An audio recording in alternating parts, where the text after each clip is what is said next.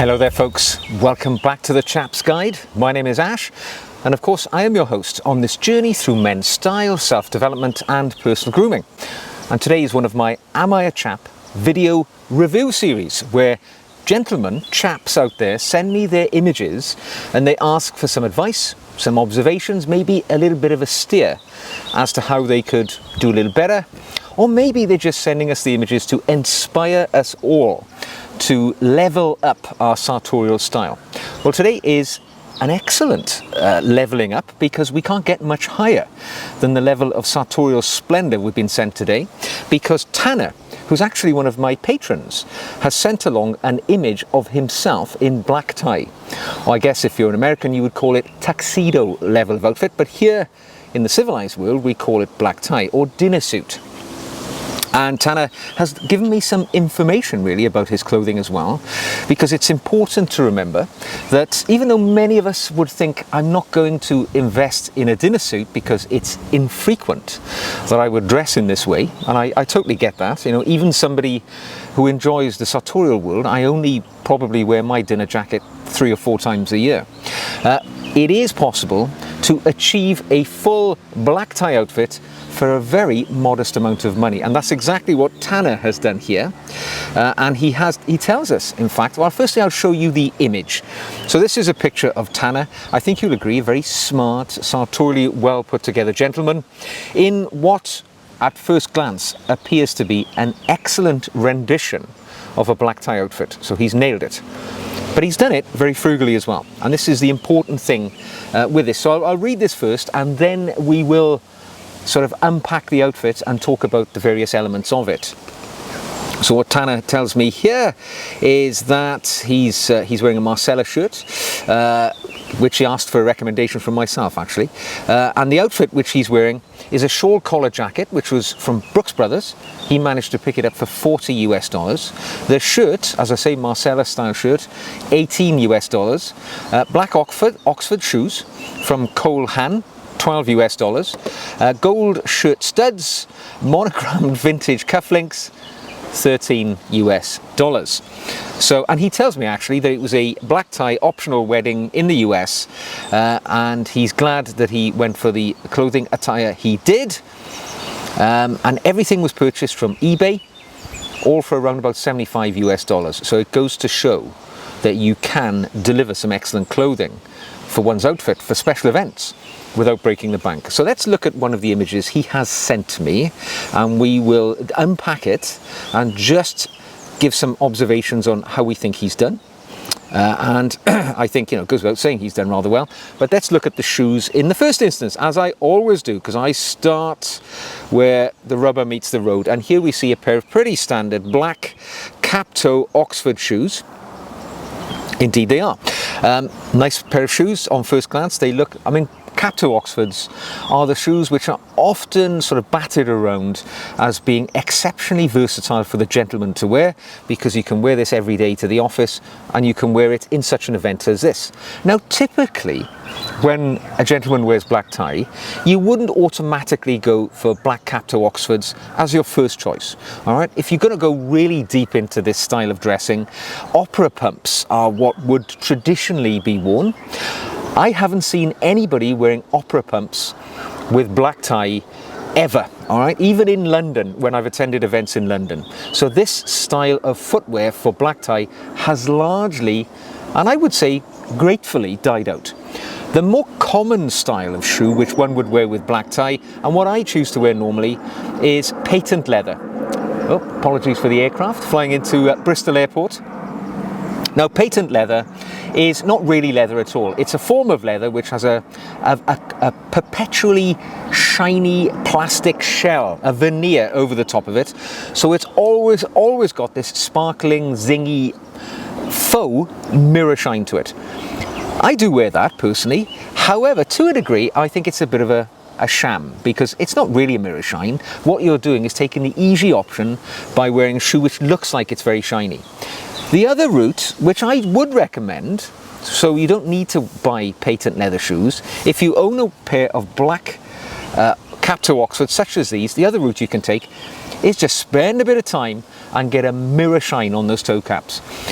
Bring those shoes up to a spit shine and it will, well, pardon the pun, mirror the appearance of the patent leather shoes, but it's an authentic shine. It's a shine that you've worked for, you have earned, and I think a mirror shine, which has been achieved through polish and skill, has such a different appearance to something like patent leather. So whilst it's a perfect selection that Tanner has had here, not being in ownership of a pair of patent leather shoes, if he had brought these shoes up to a mirror shine just on the toe caps, I think it would have been a perfect choice. Perfect choice. So let's move up the body a little and see what else he's got on here. So black tie, or he's wearing a dinner suit, right? So black tie trousers. You can tell they're black tie trousers because you will see that there is a line of satin running from the waist to the hem of the leg, and which indicates they are part of a dinner suit, and that's just visible, so we can see it's a black tie suit. The trousers themselves are a fairly good fit, no objections there. The break is about right. You want something comfortable in your black tie. You don't want to be trussed up like a turkey. Everything is super tight. You want a nice comfortable break on the trouser leg, because you're going to be sitting down wearing black tie. You're going to be dining, and you don't want your trouser break so sort of abrupt at the ankle that when you sit down it moves halfway up your calf. All right, so you don't want that at all. So it's nice to have a bit of a break on a black tie pair of trousers. Obviously, goes without saying, a really good crease is necessary, because this is the ultimate level of attire that most gentlemen will wear in their lifetime. All right, so we want to do our very best and get a good crease on there. And the trousers and the shoes go well together. It's a good fit. It's a good match. Moving to the upper half of the body, which is where black tie really is going to pop. And here we can see a standard sort of black tie tuxedo, for the sake of an American watching this, and yeah, it's a really nice fit. Now, not a lot of people don't really dig into the details of a dinner jacket, but actually there's a lot to see in the dinner jacket. So typically the dinner jacket will be fastened by a single button, and that button will be covered by the same material that the jacket is made of. So it'll be almost unnoticeable. It's a little bit of luxury, but that is always in place with a dinner jacket generally. We will see here, we can't quite see it at the moment because the wonderful glass of whiskey is masking that, but yeah, he's got that there. Now, underneath the dinner jacket, we can see just poking above the waistline is a cummerbund. The cummerbund worn around the waist is a traditional addition to the dinner outfit, and yeah, I mean, ideal if you're going to have the jacket open rather than done up. The cummerbund would be unnoticed, of course, if you wear the jacket fastened during the course of the evening, but when you sit down, you want to relax a little, you're going to undo your jacket to sit down, obviously in the traditional way. The cummerbund adds a little bit of extra adornment, a little bit of decoration, and if you're going to have a hefty meal, it serves the additional purpose of providing you with a bit of stomach support, a bit of a girdle going on there. So lots to be said for the cummerbund. I don't personally own one, but I could see myself getting into one as the years progress. Right, so looking at the jacket again, the big thing you will notice with a dinner jacket is the type of the collar, which is visible here. Here we see a shawl collar on the jacket, so all the way around, one-piece shawl collar. I personally prefer shawl collars with dinner jackets. I think it absolutely exudes luxury, class and elegance. Now, a lot of people will prefer peak lapels on their dinner jacket, which would be the other option. I personally own dinner jackets with both shawl collar and peak lapel. The peak lapel, I would suggest, is a little bit more formal, and if you're going to perhaps a formal black tie event and you have the choice between shawl collar and peak lapel, I would opt for the peak lapel. It just is a bit more structure, a bit more formality. But for day-to-day, ordinary life, I prefer the shawl collar because it's just a little bit more louche and a little bit more stylish to my mind. And here, Tanner pulls it off absolutely perfectly, and yeah, there you go. I mean, the thing with a dinner jacket is its underlying purpose is it's kind of a straightforward uniform for gentlemen who are going out to dine. It saves us the trouble of having to decide what to wear, to choose different coloured ties, jackets, pocket squares. It comes pretty standard. And as a result, the dinner jacket tends to be quite straightforward. It's hard to pass comment on something which is entirely black, and the only variation you can have generally is things like the shawl collar or the peak lapel, whatever it may be. But in this instance, I think Tanner's got a suit which fits him very well, which is the key thing. Fits across the shoulders, accentuates the muscularity of the upper body, cinches in at the waist to make you look a little slimmer when you're wearing the jacket. And now it comes down to the details, which makes all the difference. So for a start, let's look at the pocket square. Pocket square, I would say this is the time that you absolutely must wear a pocket square, and it's going to be an easy decision for me, because every time I wear a dinner suit in this way, I just simply do exactly what Tanner has done here and wear a white presidential or straight fold pocket square. It draws emphasis to that part of the jacket. Easily done, easily achieved. No more than that. The shirt is where you do get a little bit of variation. So there are a number of shirts that you can wear with black tie. The most traditional would be a Marcella shirt, which is the sort of honeycomb style fabric finish that you would see on most shirts. This one looks good. You could have a decorative shirt, which could be patterned, and you could have a sort of frill shirt where you have these frilly bits at the front, a la, Austin Powers, who took it to the absolute extreme. My personal preference would be the Marcella shirt, because it's classy, it is stylish, it is understated. There's a couple of different collar styles you could go for. You could go for the little wingtip collar. I don't like that at all. I think that harkens back to a bygone era, and there's a lot of fussiness involved there then when you're trying to achieve your bow tie, things like that. I would go for the traditional normal collar that Tanner is exhibiting for us here, with a nice little spread which allows you to wear the bow tie with confidence and puts the bow tie in its rightful place as the star of that outfit. Then you look at the shirt itself, and you can see that Tanner here has gone for shirt studs. Now, most Marcella shirts will either give you the choice of having a hidden placket, so there are buttons, ordinary buttons on it, but they're hidden behind a flap or a placket, so you can't see the buttons, or the more stylish will give you the option of having studs. And the studs can be any sort of variation, any pattern that you like. They're simply little buttons that you fit into the preformed holes in the shirt, and they act as buttons for you, but they're removable in effect. But they add just a little bit of sparkle to the outfit, and it would be traditional to match your studs with your cufflinks, which is of course the other thing which is not visible, or you can just about see it here in this image. But when you're wearing a Marcella shirt, there would be no other option really than to wear a French cuff, or a double cuff as we call it here in the UK, and that allows you to wear a cufflink as well. So cufflinks matching with the studs, the shirt studs, you've got a lovely little outfit going there. The other thing which is a really big delineating factor in an excellent delivery of black tie is the bow tie. Now you might think, what's in a bow tie? It's a rather simple, straightforward thing. But you've got two choices here, and these are crucial choices. You can either take the easy option and buy a pre-tied bow tie, which is typically on a sort of bit of elastic that you wear around the collar of the shirt. You just throw it on. It's going to look perfect. It's going to look great. It's going to fit. It's the easy option. However, right, this is where you get a little bit of personal flair here. A self-tied bow tie, and I can see that Tanner has taken that option, because when you do a self-tied bow tie, it's not perfect. It's never going to be perfect as a pre-tied bow tie is. And that's the point, all right? The point is that you can tell when a gentleman has tied his own bow tie, and for me, a little tick against the gentleman's sartorial class would be, this is a man who's tied his own tie. Now, it's not perfect.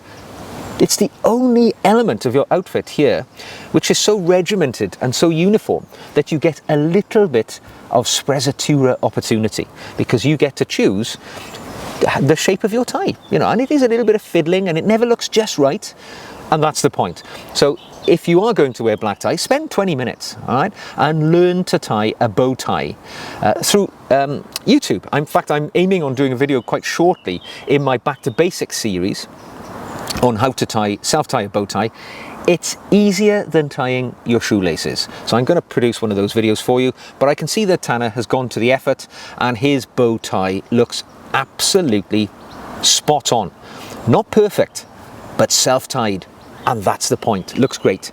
Now, the only other thing I would make a point of drawing attention to is I can see at Tanner's left wrist he's wearing a wristwatch, and of course not mentioned in the items of his outfit because, you know, he didn't buy that clearly for this special occasion. But when one wears a black tie, now the traditional protocol would suggest you don't wear a watch at all right, because it would be suggested if you're joining a host for dinner and you're looking at your watch during the course of the evening, it's a bit insulting. You're suggesting, I'm in a hurry, I need to get somewhere, I'm keeping an eye on the time. So in order to comply with that sort of protocol of being relaxed and calm and enjoying the hospitality of the people you're visiting, one wouldn't normally wear a watch at all. However, in the modern world, you know, we're not hog-tied by protocol. So I would definitely wear a watch because it's the one opportunity in one's life where you can break the jewels out to the safe and wear them wherever you're going. And if you're going to wear a watch to a black tie event, absolutely a gold case and a black strap would be the way to go. Now, much as I often talk about Rolex watches here on the channel, you know, there's no Rolex watch in my collection that I think I could wear with black tie and it'd be appropriate. So I would break out something like I'm wearing now, a very simple, you know, gold cased watch, white dial with a black strap. That's all you need to wear.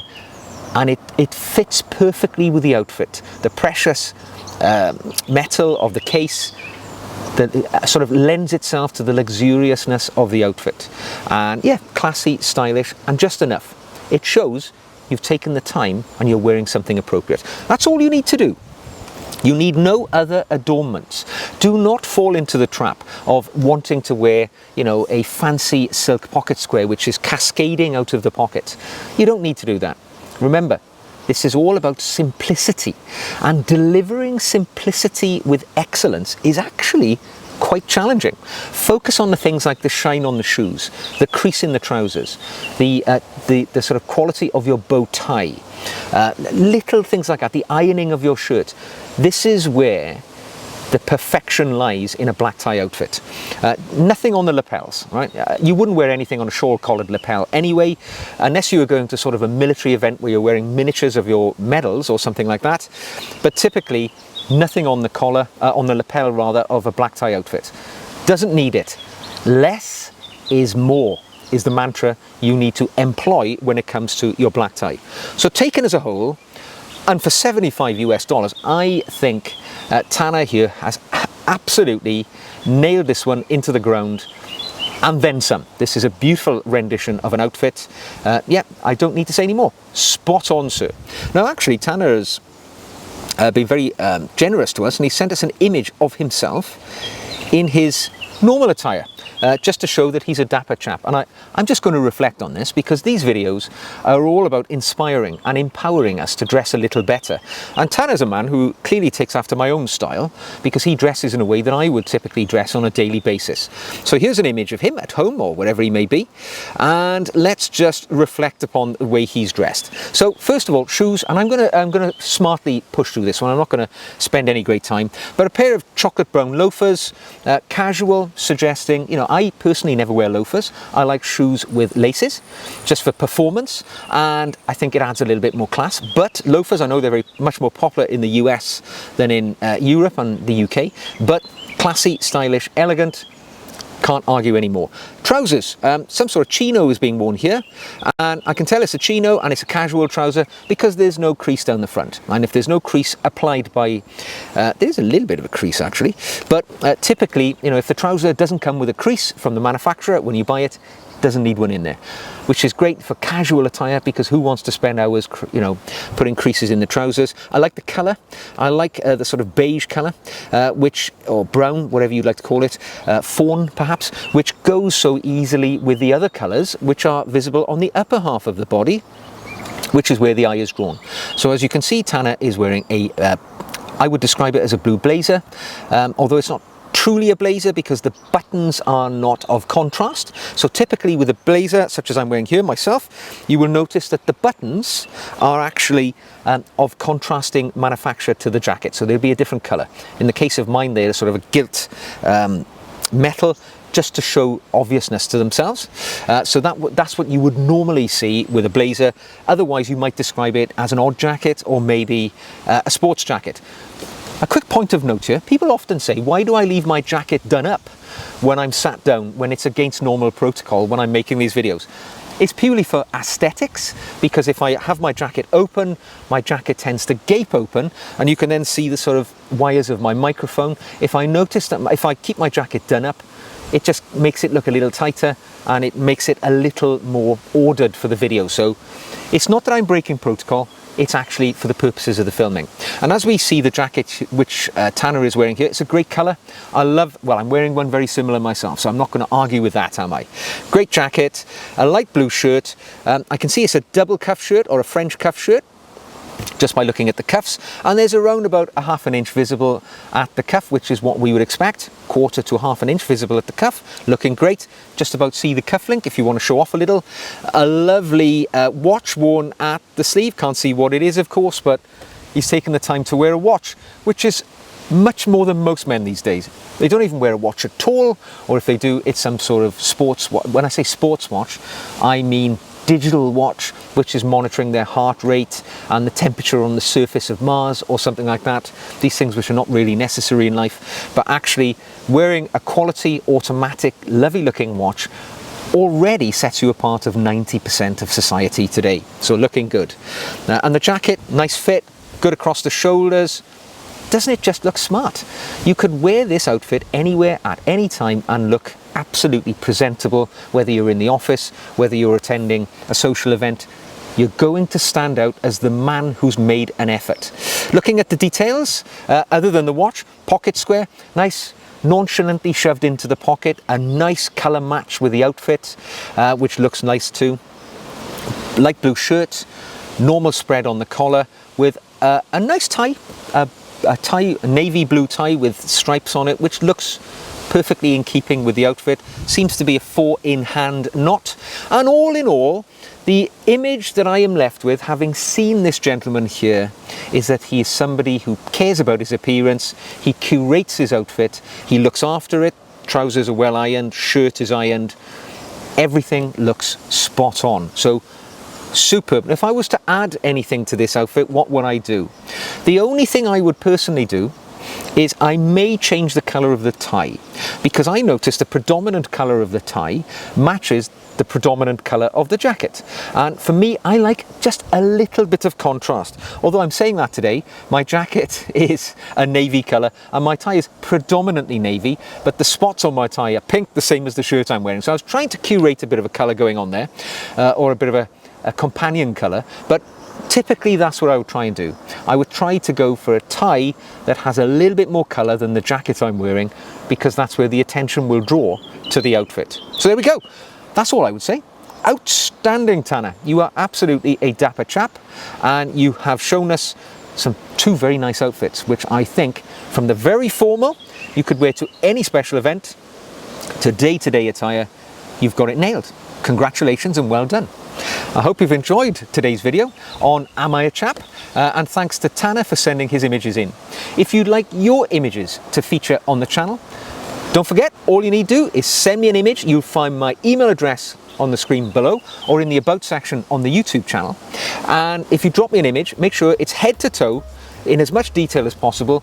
Don't forget, I need to see your shoes and all parts of the outfit to give a proper assessment and my observations. And I would love to have your images.